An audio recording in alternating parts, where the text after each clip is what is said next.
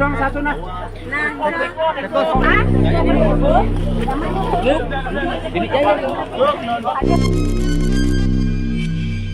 Pada Kamis 30 Januari 2025, warga Banjar Adat Glagah, Desa Kutampi, Kecamatan Nusa Penida, Klungkung, Bali, dikejutkan oleh kemunculan seekor ular sanca raksasa di area yang selama ini dikenal keramat.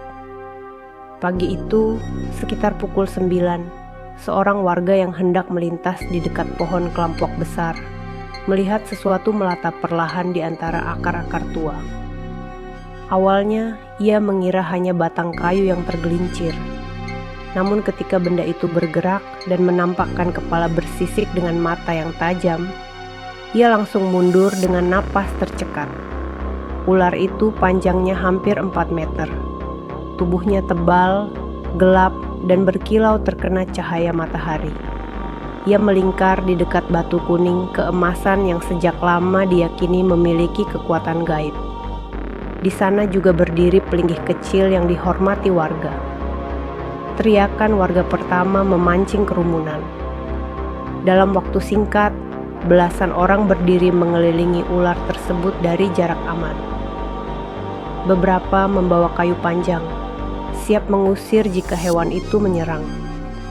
Namun yang membuat suasana semakin ganjil, ular itu tidak menunjukkan tanda agresif. Ia tidak melilit, tidak mendesis keras, tidak berusaha kabur. Ia hanya diam. Sesekali kepalanya terangkat perlahan, seolah mengamati wajah-wajah manusia di sekelilingnya. Ketakutan mulai berubah menjadi kepanikan. Beberapa warga berteriak agar ular itu segera dibunuh sebelum membahayakan anak-anak. Kayu pertama diayunkan. Pukulan kedua menyusul. Ular itu tetap tidak melawan. Hingga akhirnya tubuh besar itu terkulai dan tak bergerak lagi. Keheningan setelahnya terasa lebih menakutkan daripada kemunculannya.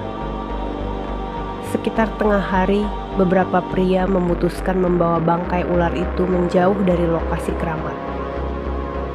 Mereka mengikat tubuhnya dengan tali dan mencoba menyeretnya ke atas kendaraan untuk dibuang beberapa kilometer dari desa.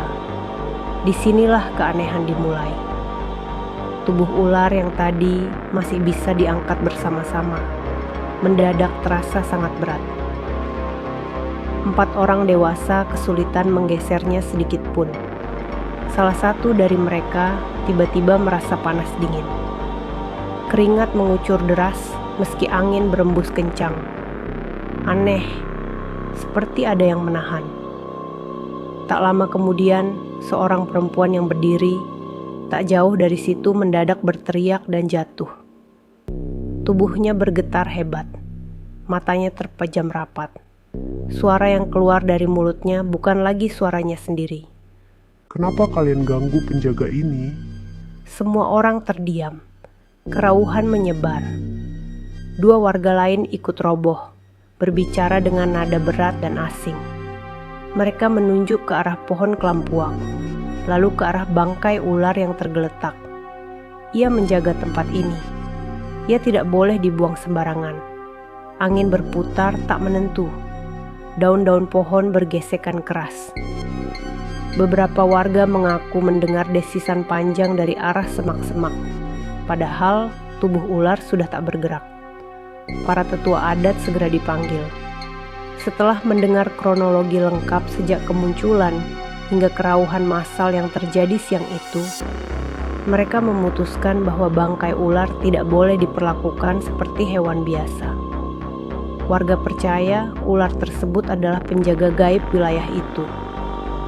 Menjelang sore, Kamis 30 Januari 2025, diputuskan untuk menggelar upacara penguburan secara adat di dekat lokasi penemuan.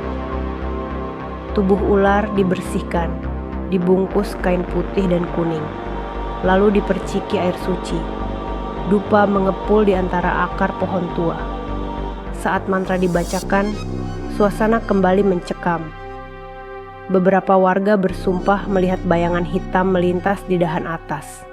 seperti sosok panjang yang melingkar mengawasi prosesi. Tanah yang digali untuk liang terasa lebih dingin dibanding sekitarnya. Ketika tubuh ular diturunkan ke dalam lubang, terdengar suara seperti gesekan sisik dari arah semak-semak. Lambat, panjang, seolah ada ular lain yang lebih besar bergerak menjauh ke dalam kegelapan. Malam harinya, ketenangan desa tidak benar-benar kembali. Beberapa rumah di sekitar lokasi melaporkan mendengar desisan di atap dan suara benda berat bergeser di halaman. Ada yang bermimpi didatangi sosok tinggi berbalut putih, berdiri di bawah pohon kelampuak sambil berkata bahwa keseimbangan telah terusik.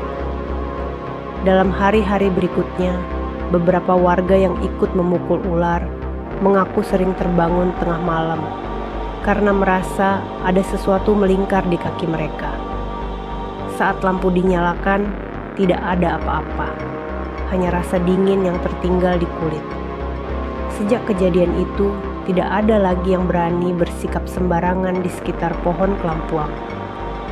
Warga semakin berhati-hati, menjaga ucapan dan tindakan di tempat yang mereka yakini dijaga oleh kekuatan tak kasat mata. Peristiwa itu menjadi pengingat bahwa tidak semua hal bisa dijelaskan dengan logika semata. Ada batas antara rasa takut dan tindakan gegabah. Ketika manusia bertindak karena panik tanpa memahami apa yang dihadapinya, penyesalan sering datang belakangan. Hormati alam, hormati kepercayaan setempat, dan jangan pernah meremehkan sesuatu hanya karena kita tidak memahaminya. Karena terkadang yang tak terlihat tetap ada.